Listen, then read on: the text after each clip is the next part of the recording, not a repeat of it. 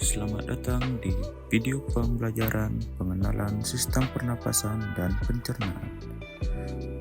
Pada video ini akan menjelaskan sebuah materi yang berhubungan dengan pernapasan dan pencernaan. Pernapasan merupakan proses menggerakkan udara masuk dan keluar dari paru-paru untuk memfasilitasi pertukaran gas dengan lingkungan internal tubuh, terutama dengan memasukkan oksigen dan membuang karbon dioksida. Organ pernapasan pada manusia terdiri dari hidung, faring, laring, trakea, bronkus, bronkiolus, paru-paru, alveolus, dan diafragma. Setiap organ-organ tersebut memiliki fungsi masing-masing. Yang pertama adalah hidung. Hidung adalah organ yang pertama kali dilalui udara dari luar tubuh. Hidung berfungsi untuk menyaring, menghangatkan, dan melembabkan udara yang masuk, serta sebagai indera penciuman. Yang kedua ada faring. Faring adalah saluran yang menghubungkan hidung dan mulut dengan laring. Faring berfungsi mengalirkan udara dan makanan ke saluran yang tepat. Yang ketiga laring. Laring adalah pangkal tenggorokan yang berisi pita suara. Laring berfungsi untuk menghasilkan suara dan menutup saluran pernapasan saat menelan. Yang keempat ada trakea. Trakea adalah batang tenggorokan yang terdiri dari cincin-cincin tulang rawan, dan trakea berfungsi untuk mengalirkan udara dari laring ke bronkus. Yang kelima, bronkus. Bronkus adalah cabang-cabang trakea yang masuk ke dalam paru-paru.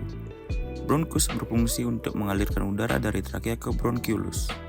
Yang keenam, bronkiolus. Bronkiolus adalah cabang-cabang bronkus yang lebih kecil dan tipis. Bronkiolus berfungsi untuk mengalirkan udara dari bronkus ke alveolus. Yang ketujuh, paru-paru. Paru-paru adalah organ utama pernapasan yang berisi jutaan alveolus. Paru-paru berfungsi untuk menyimpan udara dan mengatur volume udara yang masuk. Yang kedelapan, alveolus. Alveolus adalah kantong-kantong udara kecil yang berada di ujung bronkiolus. Alveolus berfungsi untuk melakukan pertukaran gas oksigen dan karbon dioksida antara udara dan darah. Dan yang terakhir, diafragma. Diafragma adalah otot yang memisahkan rongga dada dan rongga perut. Diafragma berfungsi untuk membantu menggerakkan paru-paru saat bernapas. Setelah kita mempelajari materi pernapasan, mari kita lanjut dengan pengenalan organ pencernaan. Pengertian pencernaan. Pencernaan merupakan sebuah proses metabolisme di mana suatu makhluk hidup memproses sebuah zat dalam rangka untuk mengubah secara kimia atau mekanik sesuatu zat menjadi nutrisi.